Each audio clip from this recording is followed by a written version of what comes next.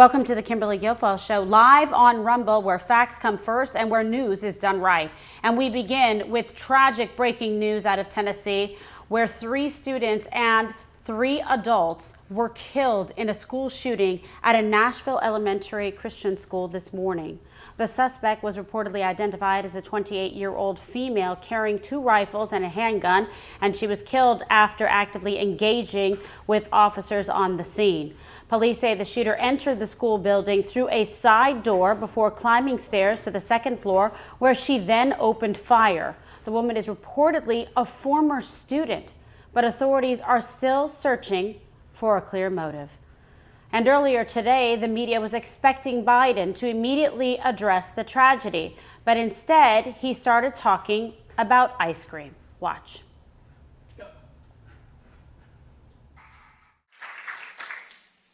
My name is Joe Biden. I'm Dr. Joe Biden's husband. And I ate Jenny's ice cream, chocolate chip. I came down because I heard there was chocolate chip ice cream. By the way, I have a whole refrigerator full upstairs. I think I'm kidding. What a disgrace. And here with more, retired police officer, reserve deputy, and founder of Black Tie Moving, Jonathan Caldwell, who was on the ground at today's tragic shooting, assisting authorities. Jonathan Caldwell, thank you so much for being with us on the program. Obviously, terribly tragic circumstances, what occurred today. Give us a little bit of background about, the school, the area, and what transpired.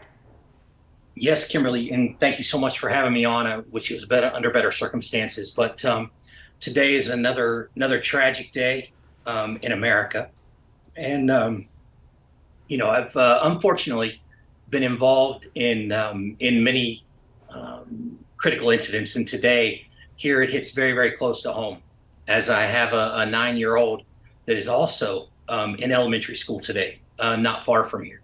And this happened in the Green Hills section of Nashville, which is kind of southwest Nashville. Very nice area, an area that would typically you wouldn't assume would be touched by this type of tragedy.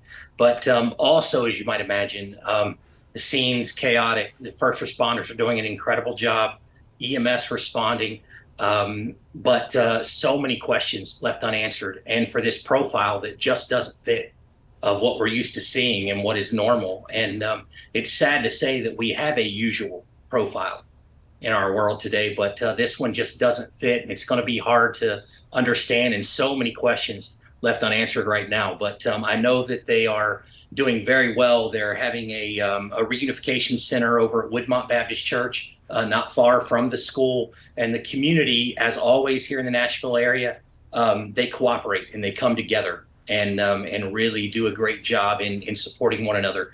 And so that's where we are today. But as former law enforcement officer, my mind is boggled once again just to ask the questions of why we're here again today. We want to thank you for your service, to the country. And I know how difficult this is. And we heard the emotion in your voice, as an officer who's responded to shootings like this, where you have officers engaged with an active shooter, you have children involved. It is the most heartbreaking situation, the loss of life, the parents, in disbelief.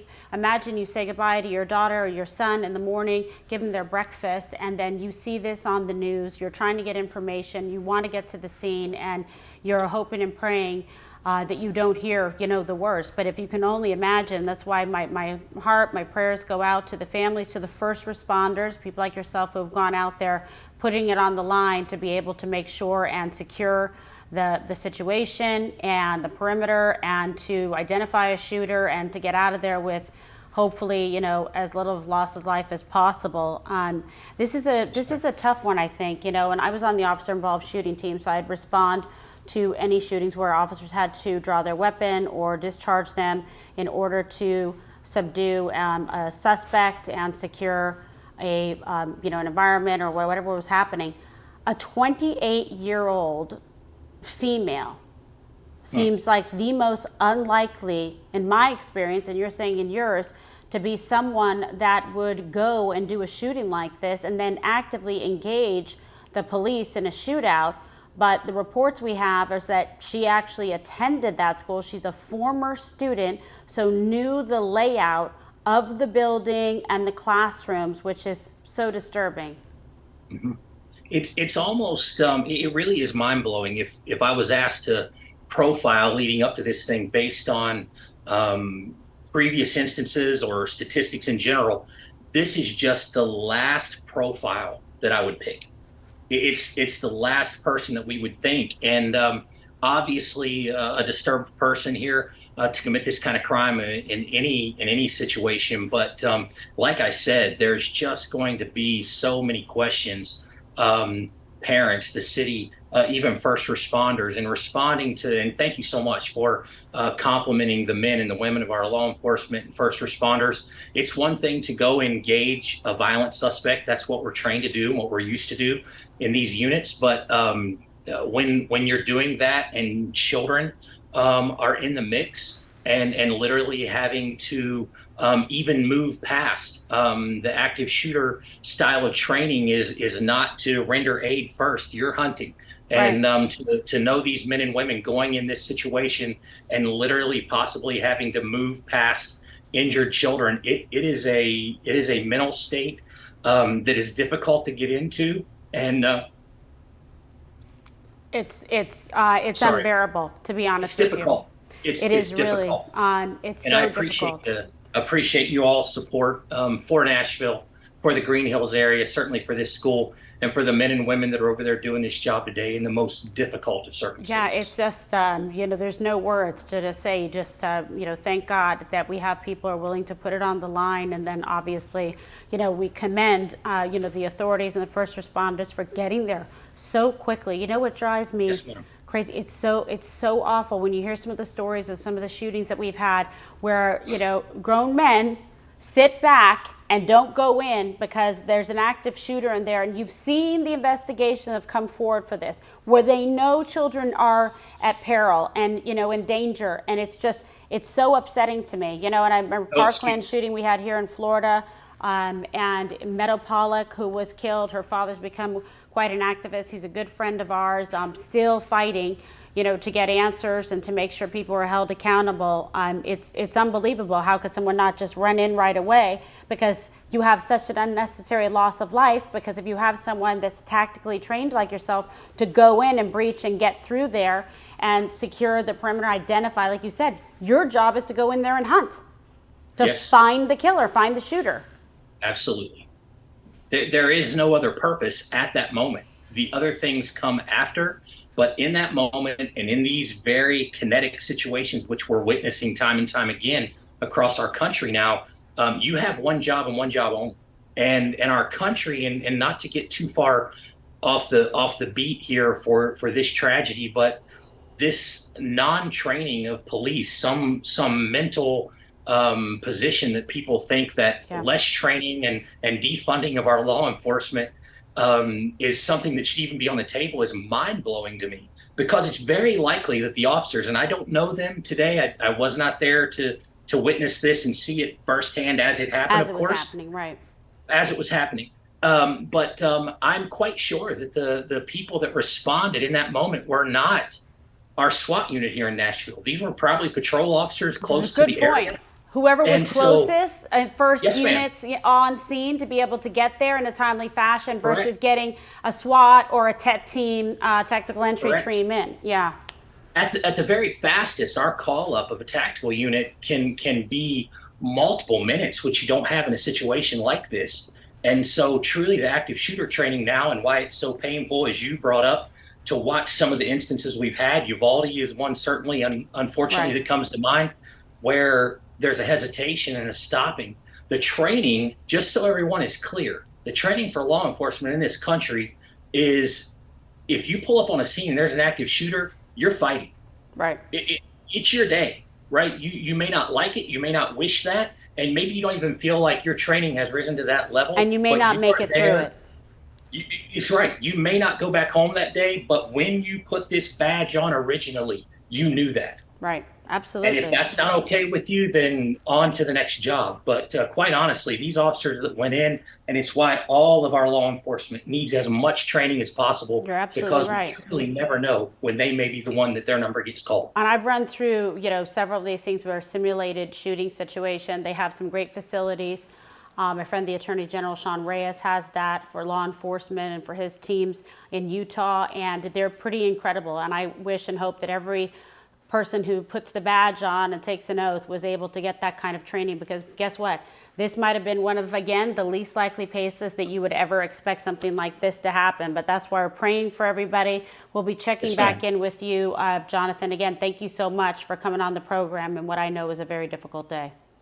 I'm honored. Thank you so much, and we appreciate the truth you continue to put out. Thank you so much. God bless you, and go back and give your baby a good hug today.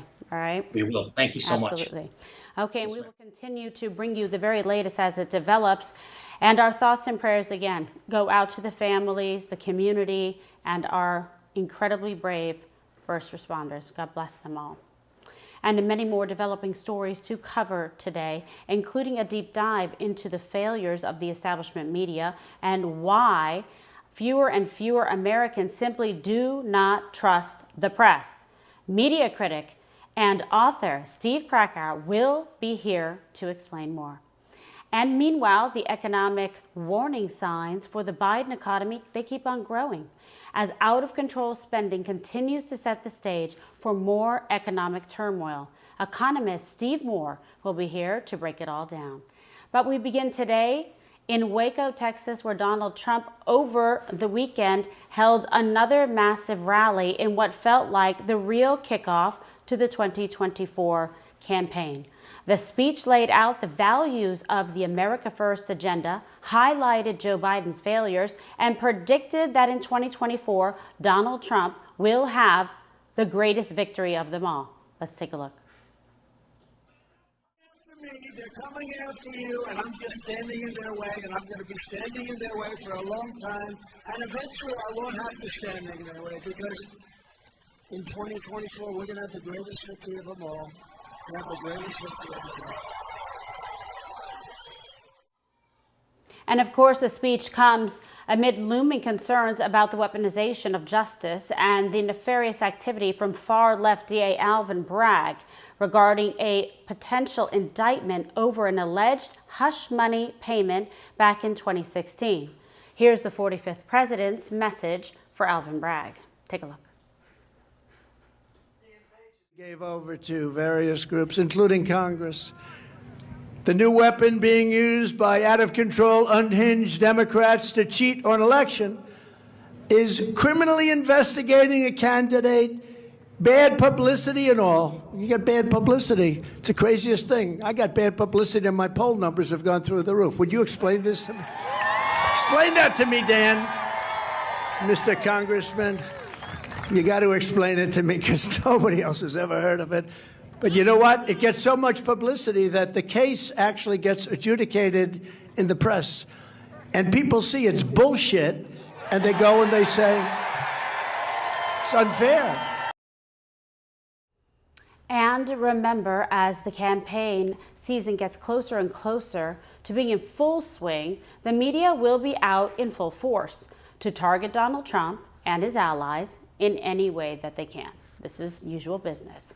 And that's the focus of today's first segment. Since Donald Trump came down the escalator in 2015, there has been one false narrative after another launched his way by the press. First, it was the Russia hoax and the lies of the Steele dossier that was breathlessly reported with no regard for whether it was true or false. Then it was the years-long Mueller probe, which found no evidence of collusion, even as many in the media claimed that Donald Trump was a Russian agent. Not long after, there was the first impeachment, where a temporary pause in military aid disbursement to the country of Ukraine was framed as the highest of crimes and worst kind of misdemeanor. And don't forget, this came as left-wing pundits claimed that Donald Trump's calls for border security and law and order were somehow racist, fascist, etc. But it only got worse from there. Because in the run-up to the 2020 election, the New York Post broke a bombshell story about a laptop belonging to Hunter Biden, which revealed more evidence of a shady pay-for-play scheme involving Hunter's work in Ukraine and exposed the links to his father while he was actually vice president. Now, by any measure, it was a huge development, massive story, and raised more questions about the Biden family's concerning ties to Ukraine, China, and even Russia. But many in the media chose to censor it. They called it Russian disinformation. And Twitter even blocked the Post from sharing the story. It was all more evidence of institutional corruption at a massive scale. And of course, the story turned out to be true. The laptop was authentic all along, but many voters heard the exact opposite. So it's no wonder that a recent poll found that trust in the media is so low that half of Americans now believe that news organizations deliberately mislead them. But who could blame them? With one discredited story after another and one act of censorship after another, how much trust could be left? Given all of this, how could anyone see these establishment news organizations in even the least bit of credible light? It's why today's show is so important, because we are going to take a hard look at how the press fell so far, so fast, and investigate how journalism turned from focusing on the facts to acting as an arm of activists and partisans. But we couldn't have a better guest to unpack it all. And joining me now, the author of Uncovered: How the Media Got Cozy with Power, Abandoned Its Principles, and Lost the People, media critic and author of the Fourth Watch newsletter, Steve Krakauer. A pleasure to have you on the program. Hey, great to be on with you. You have a fantastic book, so congratulations. I know my great friend Megan Kelly, you work with her as well. She Yes. loved it and gave it great praise, so I picked it up. So I want to go into a little bit about your book, because it really lays this whole case out. And we think of the press as like a check on power, right? They're supposed to do their job as journalists, but we've seen it turn into just the opposite. It's been quite a metamorphosis. But talk about why you wrote the book, what you saw leading up to it, and the state of media in America today.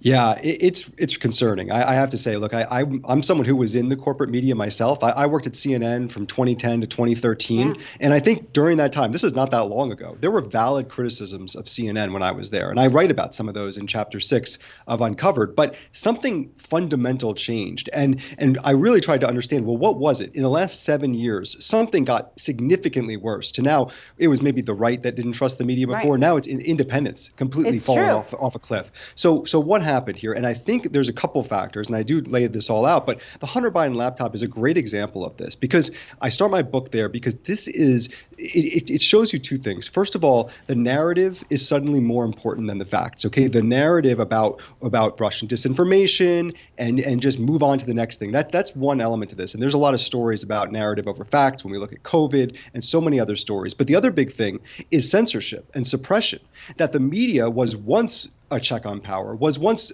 an occupation that cared about free speech and the free flow of ideas.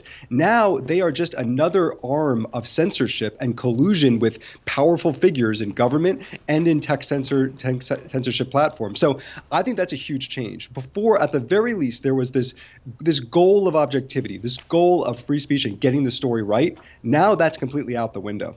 What do you think? What was the progression? Like, why did this happen? It seems like, okay, it happened overnight, but there was, some lead up to it. But like you said, it's not just, Republicans, conservatives saying it's libertarians, it's independents saying it. I mean, I'm sure there's people that quite agree, even on the left, to say that things have gotten so far askew. Oh, look at Glenn Greenwald, who's doing great things over on Rumble Yeah, there. he's on Rumble with us. This is a guy who's a Bernie, liberal. I mean, and he's someone who sees what happened in the media better than perhaps anyone, because he won a Pulitzer Prize for The Guardian, in the corporate media for his Snowden reporting, and now he's been completely excommunicated. This was a guy who was a regular on MSNBC in prime time in 2014, in 2015, and now has been relegated to where he's crushing it on the outside with Rumble and locals. But he is an excellent reporter. And Glenn Greenwald didn't change. The Right. corporate media changed because suddenly they are no longer interested in. And I try to see, look, I think Donald Trump played a huge factor in this. There was a business decision that went into it. Yeah. Yes, he was good for business, and it was personal. He ran in those circles, and then he became a turncoat to them. I understand there was a couple of those elements, but I think it actually started before him. And I trace this back to Ferguson and Michael Brown and Darren Wilson. And in the book, I lay this out. It's kind of fascinating. How many people, even watching this show, might think that Michael Brown said, "Hands up, don't shoot," because that's what we were told over and over again by the corporate media. And only a year later, by the Obama Justice Department, do we find out those words were never said. There was no racial animus by Darren Wilson. It was completely made up, and that never got covered. But so they got the story wrong. But then it became, done. Yes, damage was done. And they said, you know what? It's not really about whether he said it or not. What matters is the movement that the hands up, don't shoot phrase started, the social justice movement that came the violence that ensued from false facts. Right. And a false narrative actively pushed by the corporate media. Exactly. Yeah. And I think that's when it really went off the rails, because when you start to say we didn't get this completely wrong and need to apologize and have some introspection. No, when you say, well, it really was more about the narrative and starting this great conversation. No, it's not. That's not your job. That's the job of activists, but that's not the job of the of the press. That's the complete antithesis of what they should be doing. And we see this from the New York Times and from ESPN. And I have to say, I think another big factor here, and I lay this out in one of the chapters, is Twitter, because Twitter is being treated as if it's like this diary for so many people in the media, and yet it's public. We could all see it. And so before, if you really thought, well, I wonder if there's some bias that's seeping into this coverage, well, now you can actually see it. You see it actually play out in real time, because they just show it all for the audience to actually understand it in real time. Yeah, and kudos to Matt Taibbi for getting that out there, and Elon Musk, quite frankly, so that people could actually hear this. I mean, we talked about it a lot. People didn't want to believe it, and then once again, it turns out to be true. But there is this evolution. I think it was so important. I love that you pointed that out, what went on with Ferguson, because I think that was a big deal. That was a big milestone in sort of this progression and disintegration, of corporate media. What else do you see as some of the biggest media blunders of the last few years? What's that kind of stands out to you? And also talk to us a little bit more about some of the other new revelations that your book contains. Yeah, well, I have to say, I mean, let's just talk more broadly about what happened in November 2016, because this was an important inflection point for the press. I interview a CNN contributor who was hired in November 2016 as a reaction. In the moment, they thought, okay, well, we missed something here, so let's bring in someone who, and she describes, and first of all, everyone in the book is on the record, and so you can see dozens of people that I talked to in the media. She describes how she was initially brought in and asked, well, why do people believe this? What do they think about that? And then it became, why would they believe his lies? Why would they? And then within months, completely sidelined for the duration of her time there. And so I think what happened is there was a very brief moment of introspection, but that quickly turned not just against the Trump administration, but against the people who put him there. Mm-hmm. And that was a big thing, because when you start to turn against half the country, you talk about not trusting half the country, that bleeds into so many other stories. We see it with COVID. I mean, think about like the lab leak theory as an example, which I spent a lot of time on and uncovered. Yeah. The lab leak theory was a situation where maybe it's the lab leak, maybe it was that started COVID, maybe it's natural origins, at least let's have a conversation about it. But no. One side didn't want to have a conversation. One side said even discussing this is dangerous. And that was a huge red flag. That's why I spend so much time on COVID in the book, because it's huge. The media became so distrustful of the public. And of course, what do you get in response? The public becomes distrustful of the media. It's such a good point, because the public was actually saying, hey, please do your job. We want to know more about this. Like they're telling you, you in a newsroom or you're in executive meetings, we're like, what are the biggest stories? What do people want to hear? What are they talking about? What are the questions they're asking? You should be jumping into that to help provide the facts and do the investigative journalism on it. But instead, they put a lid on it. Like, don't talk about it. Don't touch it. But where does it come from? Where is it kind of like trickling down from? Is it essentially coming from whoever's, in the White House, in the media, the left groups, the corporations? Like, who's the Wizard of Oz behind this? I think unfortunately there's not one easy answer here, and I think a lot of it is this general boring groupthink that emerges, and I do think that there's a lot of peer pressure that goes on in these newsrooms. I write about the Tom Cotton op-ed and what happened at the New York Times, and I spent yes, I talked to people who were in those Skype, Zoom meetings that were going on, all the Slack channels that were on fire. Tom Cotton writes this op-ed in June of 2020 as the George Floyd protests become riot offshoots, and says, that maybe the military should get involved in stopping this. And he's writing this in the New York Times. And the New York Times then just has this complete, just flipping out. I mean, the people who are the staffers of the New York Times, someone tells me that during these meetings, there were people crying, saying that their friends wouldn't talk to them because they worked for this bad place that would publish this bad column. And then what you saw play out publicly was this campaign where people got together, people that worked for the New York Times, to say, publishing this puts the lives of my colleagues in danger.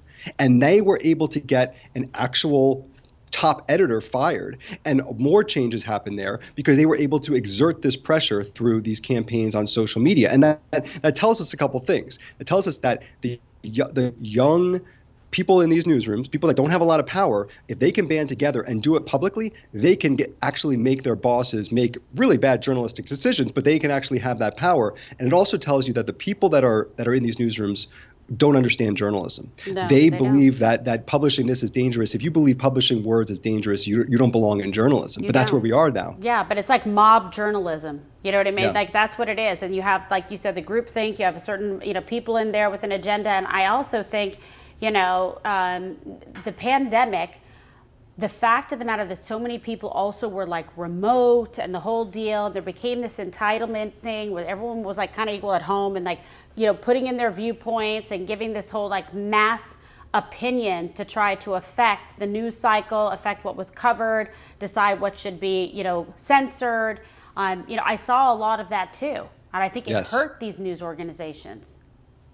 100%. You talk about, there's ideological, political bias that exists in the media, but there's also geographic bias. And yes, when you have people that are normally in their bubbles in New York and DC, they already have geographic bias to it. But then you lock them in their small apartments and have them spend all day on the internet and never go outside, and they're scared of COVID. Yeah, I think there's a lot of problems that emerge. I give a lot of big examples, but also small examples. Here's just one I bring up in the book. So Meet the Press put a graphic up that said, here's the states where masks are banned in schools. Right. And it's just a small example. Look, I'm from Texas. Texas was one of those states where masks were banned in schools. Masks were never banned in schools. And if they really sat down and think about it, they would understand, mask mandates were banned, so you weren't forced to wear a mask. But no, any kid who wanted to wear a mask could wear a mask if they wanted to. So, but it was just these small things that just show how completely out of touch they are with the average American, and especially during COVID, when the red states and the blue states became only more glaring. The media, being so isolated,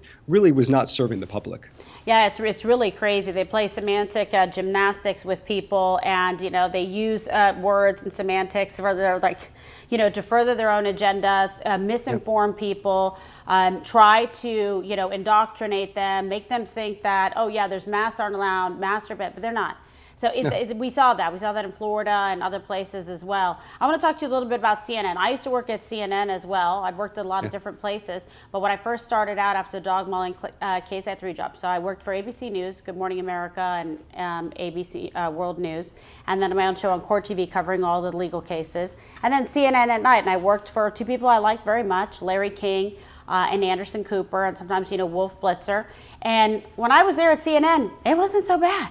But that was a long time ago. It was like, 2002, 3, 4, whatever. But it's just interesting to see the metamorphosis. And I've also worked, and as an analyst and fill-in anchor and stuff at MSNBC as well. That wasn't like that then. And then it completely, changed. You said it was getting a little bit challenging when you were there. But, what was the decision? What happened when CNN then all of a sudden went off the rails? But it has not worked. Because it was like a nosedive for their ratings and their finances. Exactly, yeah. But no, I think that there's something that became this reaction to Trump that made everything worse. Because, look, I agree. There was definitely, I write about these examples that when I was there that show levels of political bias, level of geographic bias, not really understanding. There were bits and pieces of that for sure there at the time. because it's made up of people that are liberal and people that probably voted for Democrats. Sure, that's a given. But there was still this idea that you want to be objective, that that was something to strive for. But then Trump came in, and I wasn't there when Donald Trump was running for office and then became president. But what I talked to people in these newsrooms, and absolutely there was business decisions that were being made. He was good for business, and so they did that. And it was personal. Jeff Zucker, Donald Trump made Jeff Zucker at NBC from Celebrity Apprentice.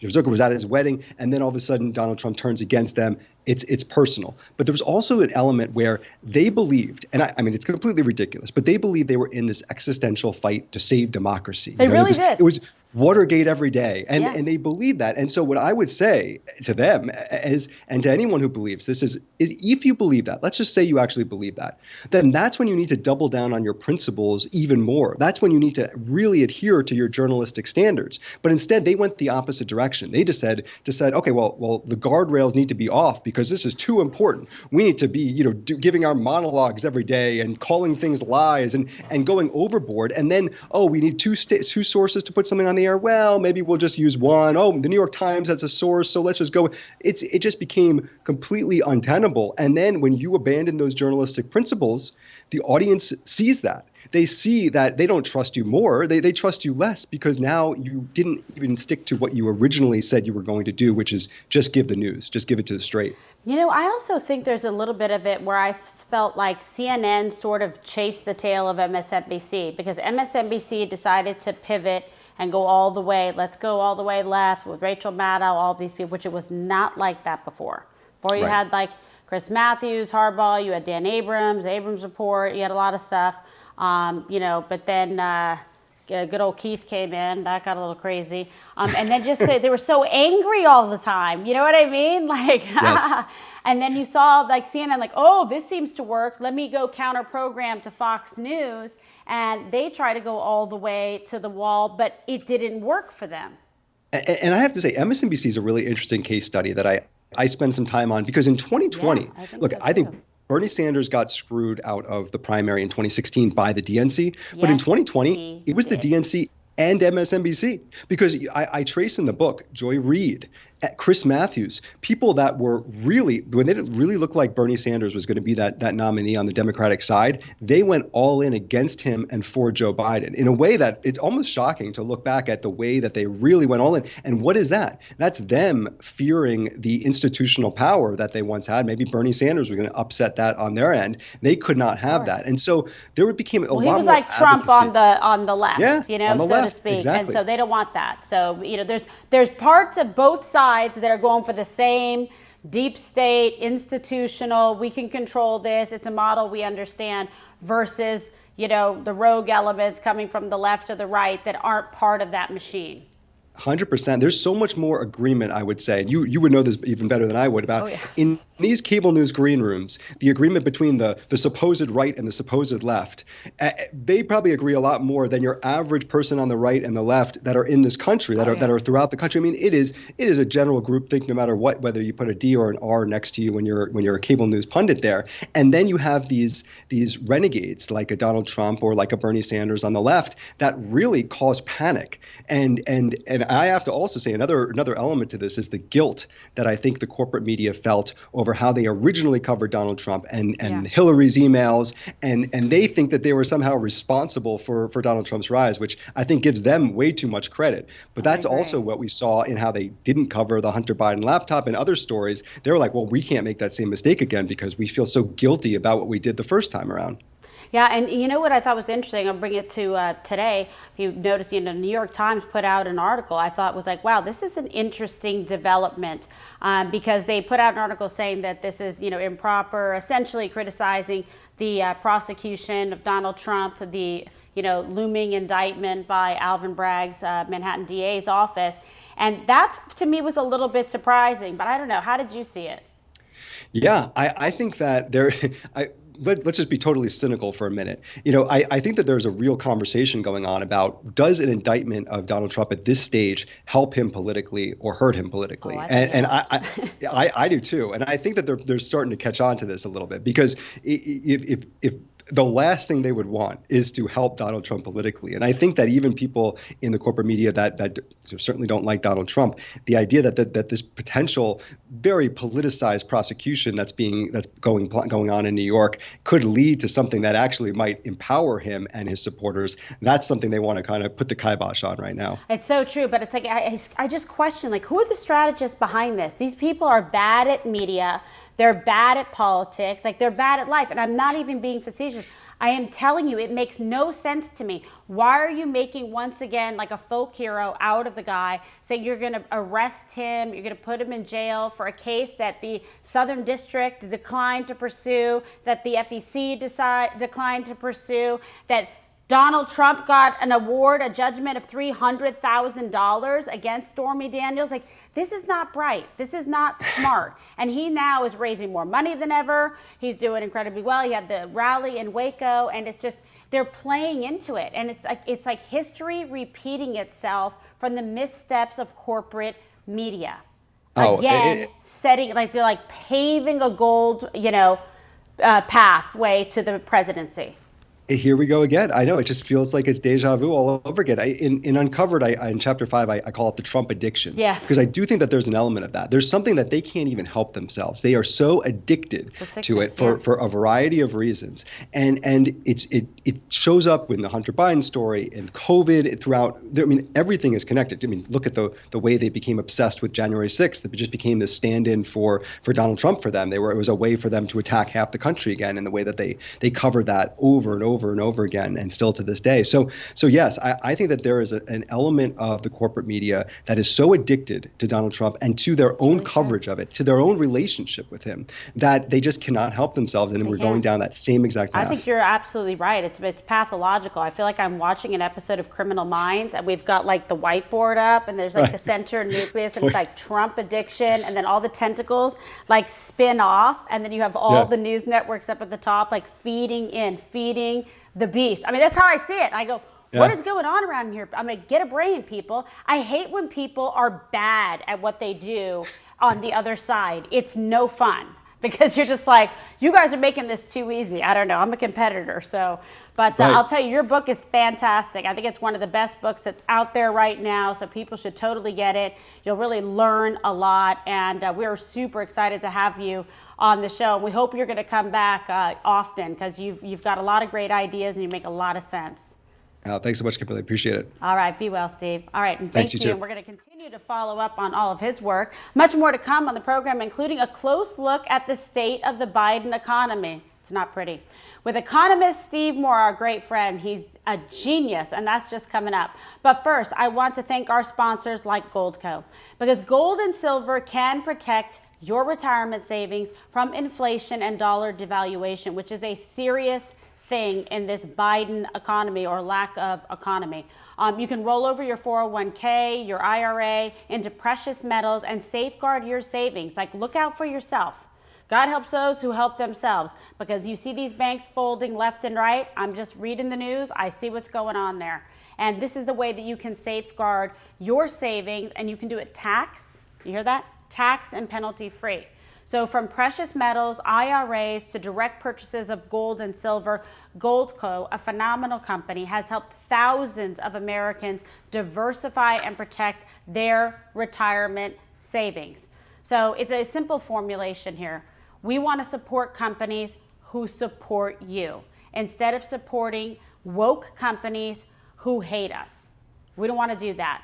Put your money into commerce and do it the right way, and safeguard your family's hard-earned money. So go to kimsmetals.com to learn more. They'll walk you through the entire thing. They're phenomenal, really great team, and they'll tell you exactly how to do it. They'll help you transfer it. It's like actually great customer service, which is also nice for a change, okay? So that's kimsmetals.com. Go check it out. Do it for yourself, and do it for your family. And now, Federal Reserve Chairman Jerome Powell last week warned that stress on the banking industry, nothing but problems, see, could have major implications for the health of the economy. And it's putting more political pressure on Joe Biden, as a new report lays out how eager the White House is to put distance between themselves and the actions of the Federal Reserve. But even progressive Democrats like Senator Elizabeth Warren are calling on Biden to fire Powell, claiming that the Fed's rate hikes risk putting millions of Americans out of a job. And meanwhile, Biden and the Democrats continue to double down on more and more reckless spending as the president's $6.8 trillion budget proposal contains around $4 trillion in new taxes over the next decade and threatens to put an even bigger burden on businesses across this country. Like we need any more bad news, okay? So we have someone here to sort it out for us, a great friend of mine, Don Jr., and the president, here to react to this and much more. Founder of the Committee to Unleash Prosperity, top economist, Steve Moore. Steve, thank you so much for being with us on the program. Hey, Kimberly, great to be with you, and thank you so much for those kind words. Absolutely. Well, they're well deserved. So I want to go over this thing because it's stressing me out. People are texting me, they're calling me, like, what do we do? What is going on with Biden? What's going on with the Fed and Jerome Powell? They're beginning to think like Elizabeth Warren's making sense. But, you know, he issued the first veto of his presidency in order to allow pensions to be invested in ESG funds. What kind of impact is this going to have on everyday Americans, if you can break it down for the folks at home? Well, let's just start, Kimberly, with the big picture, because I'm just so frustrated.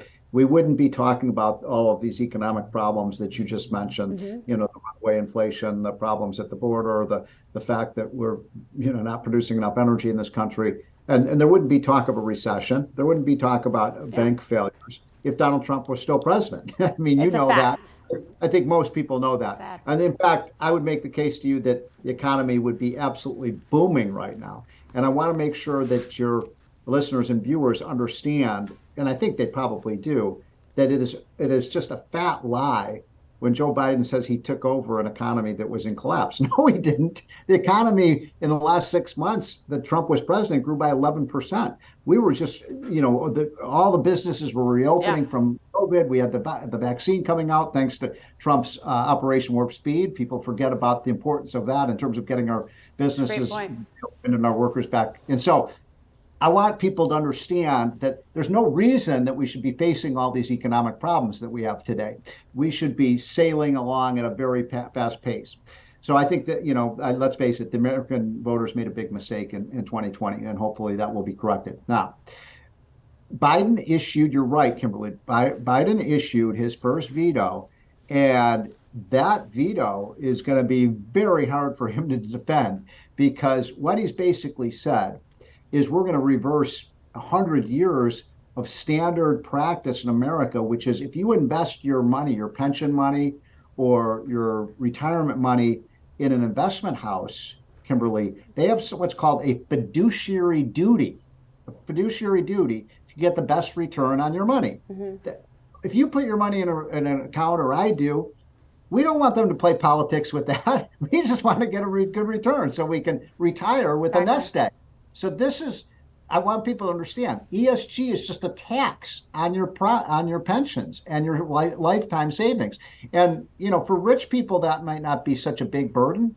But if you're a middle class person who, you know, say a blue collar worker, you've worked your whole life so you can have a nice retirement, and then they're playing games. It's a big deal. It's very serious. It is a big deal. And that's like the base out there, the forgotten men and women that were left behind and taken for granted, quite frankly, by both parties, the people that benefited the most under President Trump.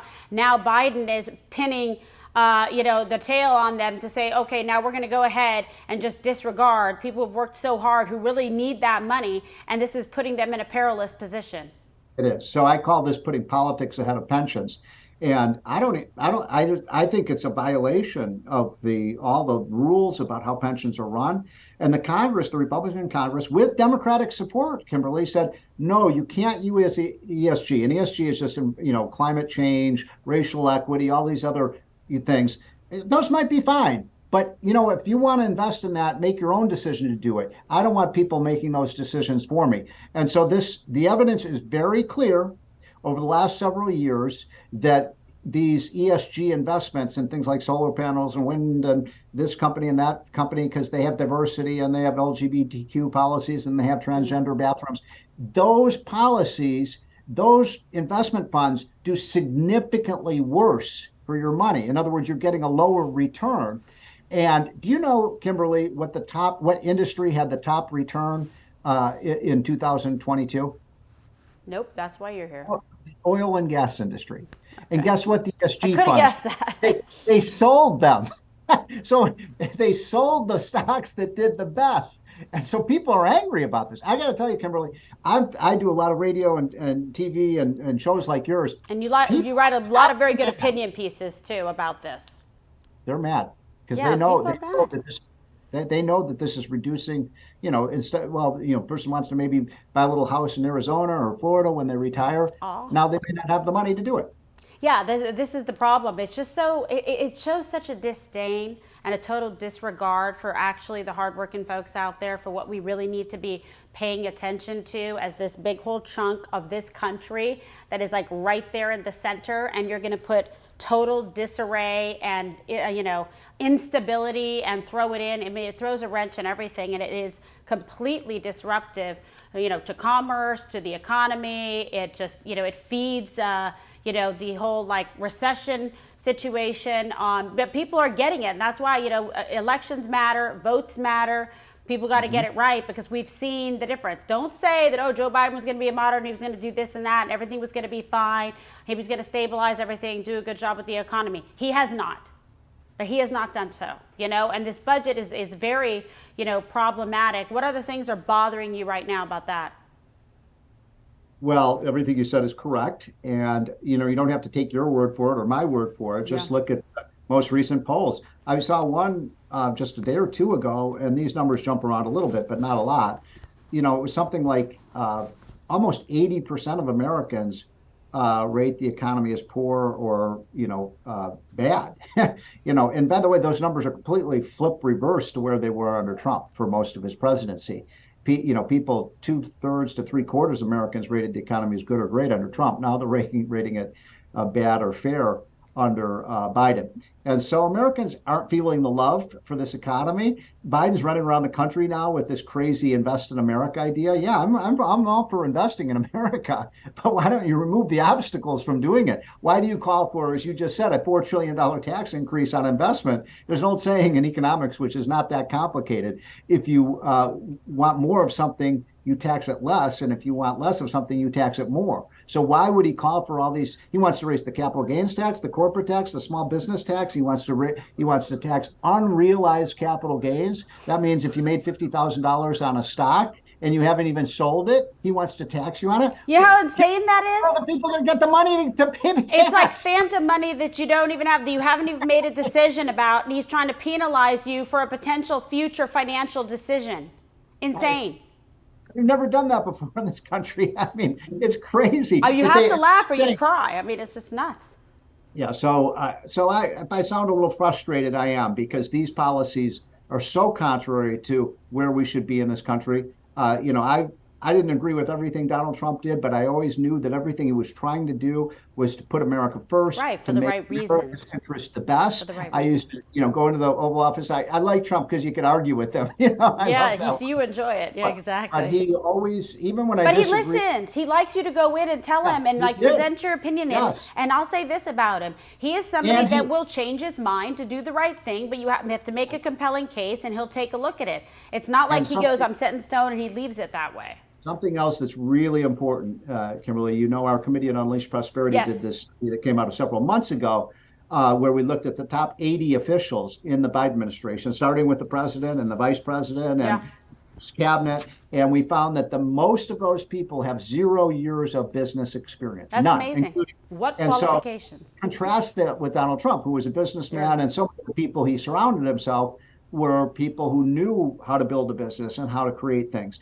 And so I think that makes a lot of difference, because when Joe Biden says, just tax these companies, regulate them, these people couldn't run a lemonade stand. Honey, he's a failed career politician, okay? That's all, 50 years of just, sucking the money out of the taxpayers for his job. I mean, think about it. Would you ever hire someone as a CEO, of a corporation, a business that didn't have any business experience? Yet you put someone like that in the White House making economic decisions that are going to affect millions and millions of people. It makes no sense. It makes no sense whatsoever. And You I'm just added curious that, because Kimberly. we've talked about all these different, economic theories, whether it's like, in the past, Reaganomics, this, that, supply side, like all of that, laissez-faire economics, this and that, trickle down, a lot of stuff. So people say to me, what is the economic ideology driving Biden's economic decisions? Like, is there even an ideology or a viewpoint that is helping to shape this? Yeah, it's greed and envy. Greed and envy. So instead of building up, Tearing down. businesses and helping them grow, it's all about redistribution. It's like, Kimberly, you have money, so we're going to take it away from you and give it to somebody else. Where is that economic? It's a socialist kind of mindset that, the way to lift people up is just give them money. No, you give them opportunity. This is the land of opportunity. And we know that doesn't work. Look throughout history in the countries that are founded on socialism. They're really crushing it. I mean, it's just sad though. But a lot of damage has been done. But I'm optimistic that people really get it. They'll show up.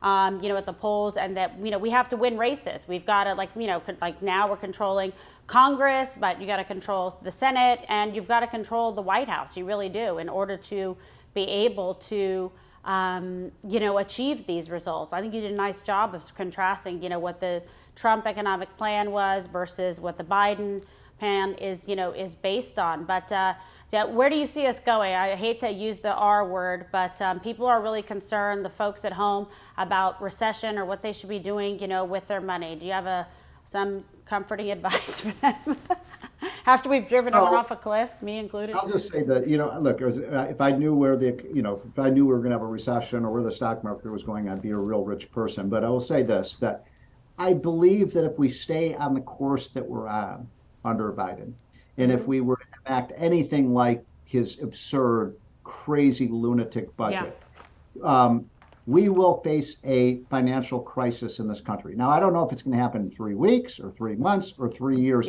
but it is coming. Because as you just said, Kimberly, show me anywhere in the world where what we're doing is this idea that we can just print money and spend it. This is called modern monetary theory. I don't know if you've ever heard of that before, but it's the idea that all we have to do is borrow and spend and drop $100 bills out of helicopter windows.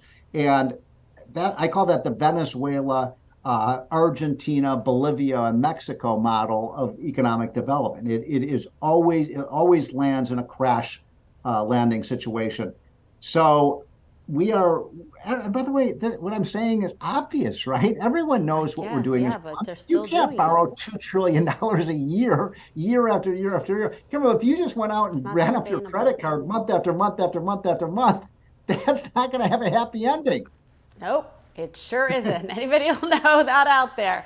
There has to be, we've got to get this in check and really rein it in. And we need to continue to get people in that actually understand the economy and basic economics, and aren't going to put us in this spending, tax and spend, free for all. But, it's problematic. Well, I have to encourage you, keep doing the great work that you're doing, and, with your committee to unleash prosperity, and also with your great opinion pieces. So we look forward to having you on this show a lot, Steve Moore. You make a lot of sense. I'm glad you're my friend. Well, thanks, Kimberly. And, we're working with people like Larry Kudlow and Arthur Laffer and others Absolutely. who helped Donald Trump build the best economy ever. We can do it again. We'll get them back. We got to get the boys back, okay? All right, Steve, be well. Thank you, my friend. Good, thank you. Well, and coming up, I'm going to deliver my closing remarks. But first, I want to tell you all about a new sponsor, Old Country Soap. Okay, so have you ever wondered why there is an entire aisle in the supermarket of soap and skincare products? It didn't always used to be this way. Now, once upon a time, we walked into the store and bought a bar of soap, and we used it for everything. I mean everything. But Old Country Soap is your alternative to store-bought soaps. It's made on a farm in South Dakota using traditional techniques and natural, locally sourced ingredients. Old Country Soap doesn't contain like all the harsh chemicals that are so bad for you, bad for your children, bad for your skin, bad for your body, that can dry out your hair and skin. So you got to check this out, oldcountrysoap.com, promo code Kimberly, and you're going to save 20%. And I'm going to show you this here, okay, because I'm actually really excited. This is the wildflower scent, which I really, really love. And I love the pink one too. I'll have to bring that one on next time. But see the nice box? Natural soap bars, 8 of them per box. I'm telling you, this smells absolutely amazing. This smells so good, you have no idea. I wish you could smell me through the screen and the camera. Just ask Don Jr. I love it so much. And they come in these little cases too, which is great. And you can also put this in your shower, which is what I do. And I lay the soap down on it so that I don't like run it out. But this smells so good, and not like overpowering, like, oh God, that smells like chemical or weird. It just smells absolutely like natural and wholesome. Oh my God, all of them smell so good. And here's the purple one too. Here we go. Love it. Absolutely love it. If you don't believe me, try it yourself. And then I want you to write me on here and say, Kimberly, you were right. This is the most amazing soap. And I used to use the pink Dove soap because I liked it. I liked the smell and et cetera, et cetera. But this cleans so well, you feel like you're squeaky clean. So I'm putting in all the showers and all our bathrooms here. You guys are going to love it. You're going to thank me. You're going to be super, super happy. I promise you that. So get out there and get it. You can go on there. And like I said, you can get 20% off with my code Kimberly. All right, we like that. Great American made all-purpose soap. It's soft, it's soothing to your skin. It lasts all day long, and you're supporting American manufacturing, not overseas, not foreign countries, but American made right here on a farm in this country. OldCountrySoap.com, promo code Kimberly to save 20%. All right, you're gonna smell good like I do. I love it. All right, in closing, I want to take a moment to reflect on what it means to be a member of the media and what it means to actually deliver the news in a way that is free from noise and free from the bias of the mainstream press. Now, for years, Americans viewed these major institutions like the New York Times or the Washington Post as a check on power. They respected them.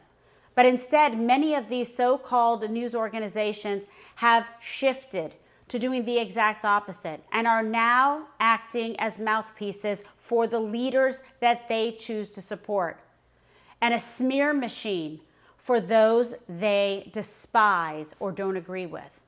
Now, of course, no one is claiming that we're all unbiased or we don't have views or opinions that we hold passionately. But we have a responsibility to express those views in a way that's factual, that's honest, and that's transparent. For decades, it was journalists who actually fought against censorship and fought to shine a light on corruption. But sadly, that has all changed. As we laid out today, some of the biggest stories over the past several years were distorted, downplayed, and even outright buried. And like I've said before, oftentimes the biggest story is what they aren't telling you. It's why I'm here on Rumble, why Don Jr. is here on Rumble coming up at 6 p.m. Eastern, where we reject the false narrative and we always seek the truth. And in the meantime, please be sure to follow me at Kimberly Guilfoyle here on Rumble and turn on notifications so you never miss an episode. And also be sure to follow me across all platforms, Twitter, Truth Social, Facebook, and Instagram. There you go. Take a look at that. And hop on over to locals.com at Kim Guilfoyle, where we'll have a live Q&A. We can continue this discussion right after this show. And please comment down below. Tell me what you think, who you want to see interviewed, and what stories you are most interested in, who you'd like to have back on the show, etc. I hope you have a wonderful and blessed evening. And again, our thoughts and prayers go to the family of the horrific shooting today. Really just so sad for the loss of life and the bravery of the first responders. I hope you all give an extra hug to your loved ones at home and to your children. You be safe out there, and come on over to Locals so you can join me there. God bless.